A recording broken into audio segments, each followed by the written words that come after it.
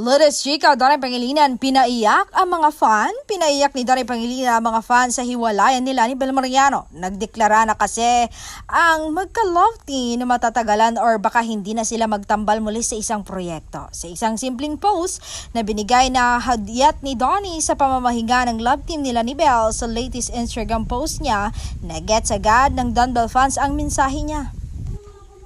Pinost ni Donnie sa IG ang isang old photo nila ni Belle in black and white at sa caption ay isang white heart emoji lang ang nilagay ni Donnie. Nag-comment ng finger heart emoji ang ina ni Donnie na si Maricel Lac sa Pangilinan. Saad nga ni Mami Maricel, "We are still here for Don Bell no matter what, always and always." Mahigpit na yakap po tita, hirit naman ng isang netizen. From real love team to real life lovers. Tama po ba, Tita Maricel?